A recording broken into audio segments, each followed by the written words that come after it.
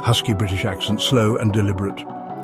You need to watch this if you struggle with understanding the mysteries of mirrors. Please like and subscribe for more content. Our reflections, they mimic our movements, mirroring our every gesture. But what if lurking beneath the surface something else stirs? Are we truly alone when we stand before a mirror? Or does something watch from the other side? From the moment we first become aware of our own existence, mirrors hold a strange fascination. They show us ourselves, yet reversed, a constant reminder of our physical form. But what if those glimpses reveal more than we intended? What if the familiar face staring back is not our own? Mythology and folklore are rife with tales of reflections taking on a life of their own, of spirits trapped within the glass, of other worlds glimpsed through shimmering surfaces.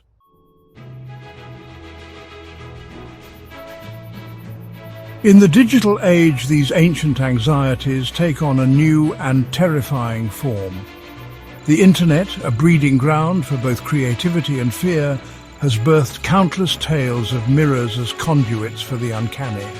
Stories of ghostly apparitions, of strange creatures lurking in the reflection, of doppelgängers, sinister duplicates stepping out of the glass to wreak havoc.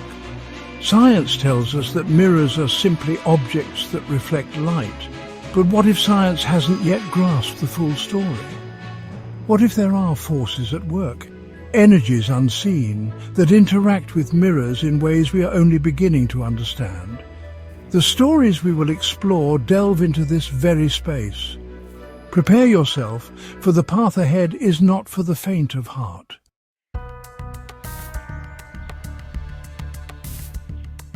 Our story begins not in some ancient, cobweb-draped castle, nor in a forgotten graveyard whispered about in hushed tones. No, the origin of Slenderman is far more modern, far more insidious. He emerged from the very technology that defines our age, the internet. In 2009, on a forum dedicated to the creation of paranormal images, a spectre was born. Amongst threads filled with grainy photographs of ghosts and blurry images of cryptids, a user named Victor Surge introduced the world to two black and white photographs. They depicted ordinary scenes, children playing in a park, a group of teenagers laughing. But something was terribly wrong. Lurking in the background, almost blending into the scenery, was a tall, unnervingly thin figure.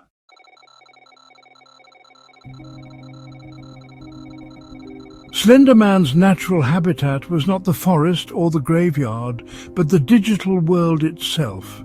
He thrived in the dark corners of the internet, in the static of old photographs, in the flickering light of computer screens. He became a viral sensation, his image replicated and reimagined in countless creepypastas, online horror stories shared and reshaped by a growing community of fans and followers. His story evolved with each retelling. He was said to stalk children, to drive people to madness, to leave behind chilling evidence of his presence in the form of cryptic symbols and unsettling messages. But one thing remained constant. Slenderman was always watching, always lurking just beyond the edge of sight. A digital boogeyman for the 21st century. The internet provided the perfect breeding ground for this new kind of horror.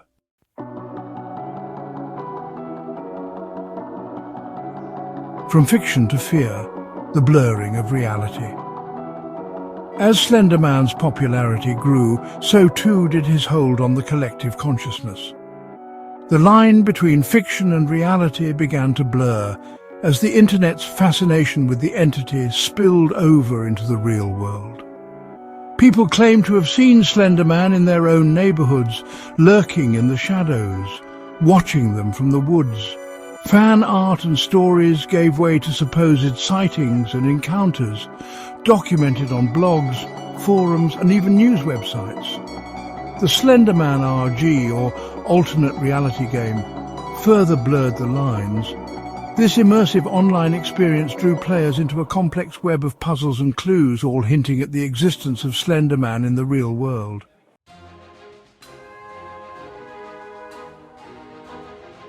But Slenderman is not alone in his association with the dark side of mirrors. For centuries, cultures across the globe have whispered of another chilling phenomenon, the doppelganger. The word itself, German in origin, sends shivers down the spine.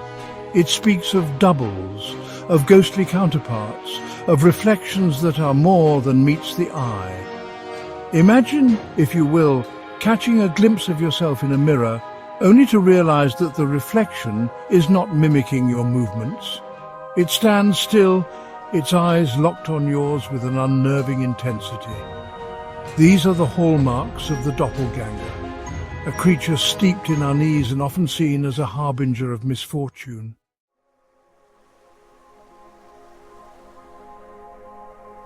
The belief in doppelgangers is not confined to any one culture or time period. It appears in the folklore and mythology of numerous societies, each with their own unique spin on this unsettling phenomenon. In some traditions, encountering your doppelganger is a sign of impending doom, a warning of illness, misfortune, or even death. In others, it is believed that these doubles are not inherently evil, but rather lost souls or guardians seeking to guide us.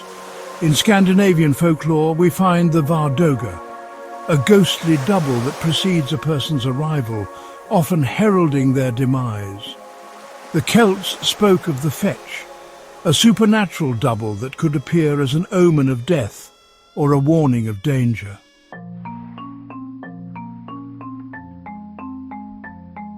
Mirrors, gateways for the other. But what if there is more to these stories than mere superstition? What if the legends of doppelgangers are rooted in something real, something that science has yet to fully grasp? Could it be that mirrors are not merely reflecting our own image, but also acting as gateways, thin points between our world and something else? The idea of mirrors as portals to other dimensions is a recurring theme in mythology, folklore, and even modern fiction.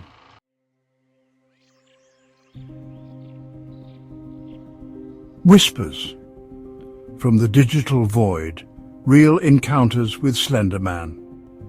The internet is awash with chilling accounts of supposed Slenderman encounters. While many can be dismissed as the work of overactive imaginations or clever hoaxes, some stories are more difficult to shake off. They come from seemingly credible sources, individuals who claim to have had real-life experiences with the entity, experiences that defy rational explanation. One such account, widely circulated online, comes from a young woman named Anna, who claims to have encountered Slenderman as a child. She describes playing in the woods near her home when she became aware of a strange presence watching her. Turning, she saw a tall, thin figure standing silently amongst the trees, its features obscured by the distance.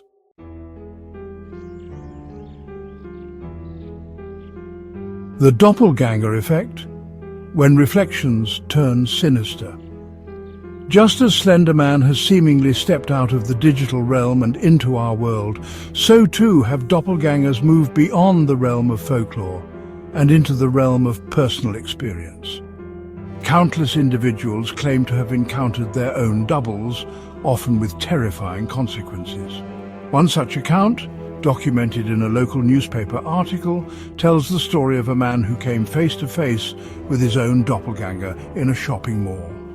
He described seeing a man who looked exactly like him, wearing the same clothes, walking towards him with an unnervingly blank expression. The experience shook him to his core, leaving him questioning his own sanity.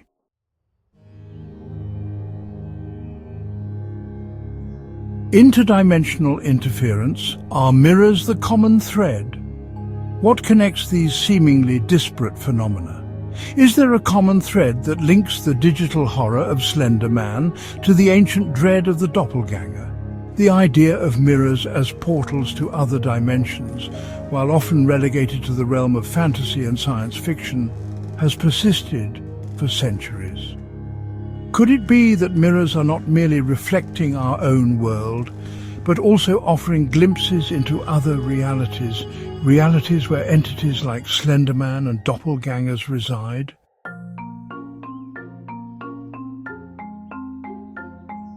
Fear contagion, the power of belief and suggestion.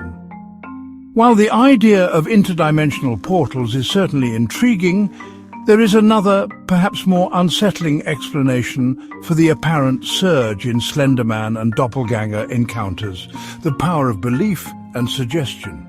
The human mind is a powerful thing, capable of conjuring up both wonders and horrors. When we are bombarded with images, stories and ideas, particularly those that tap into our deepest fears, our minds can begin to perceive patterns and connections where none exist.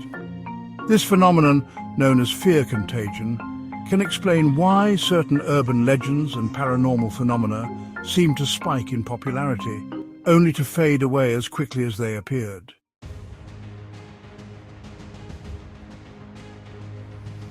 The mirror neuron conundrum. Our brains are wired for imitation. We learn by observing others, mirroring their actions and internalizing their behaviors. This phenomenon, driven by specialized neurons aptly named mirror neurons, is essential for our social development and understanding of the world around us. But what happens when this system, designed to connect us, is hijacked by fear? Some researchers speculate that the Slenderman and doppelganger phenomena may be linked to a kind of malfunction in our mirror neuron system. When we are bombarded with images and stories of these entities, especially those that tap into our deepest fears and anxieties, our mirror neurons may inadvertently begin to create internal representations of them, blurring the line between external threat and internal perception. Imagine for a moment that you're scrolling through a website filled with chilling Slenderman images. As you view each photograph, your mirror neurons fire, mimicking the fear and unease depicted in the faces of those unfortunate souls who have supposedly encountered the entity. Over time, these repeated firings could potentially strengthen the neural pathways associated with Slenderman, making it more likely that you will perceive him in your own environment, even if he's not actually there.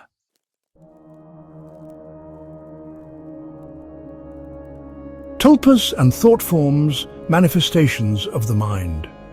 The idea that our thoughts can impact reality is not new. Various cultures believe in the mind's power to manifest entities. In Tibetan Buddhism, tulpas are beings created through intense concentration. Thought forms suggest our thoughts can take on a life of their own. Could Slenderman and doppelgangers be modern-day tulpas?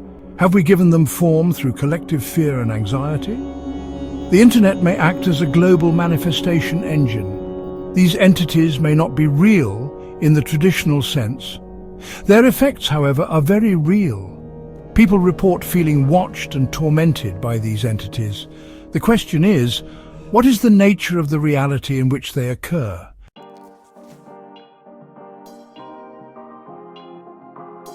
The unsettling conclusion, we see what we fear.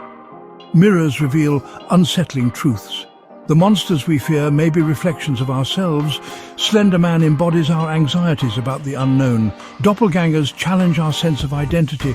The mirror transforms into a portal to our darkest fears. The line between real and imagined is permeable. Next time you gaze into a mirror, ask yourself, is it truly you, or something born of your deepest fears? The answer may be more unsettling than you imagine.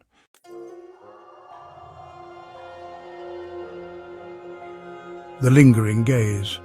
Are we truly alone in our reflections, or does something watch back, peering from the depths of polished silver and the cold glow of our screens? The stories we've explored offer no easy answers. Perhaps that's where the true terror lies. The rational mind seeks explanations, but these phenomena defy easy categorization.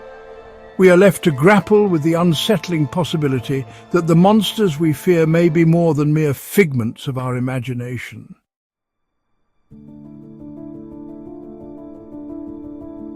Our reflections, ourselves. The next time you find yourself alone catching a glimpse of your reflection, pause for a moment. Don't look away too quickly. Let your gaze linger, not out of vanity, but with curiosity and a touch of fear. Is it truly your face staring back? Or do you detect a subtle shift, a flicker of something unseen? Perhaps your reflection hesitates a moment too long, or a fleeting expression flits across its features. It could be a trick of the light, but then again, it might not be.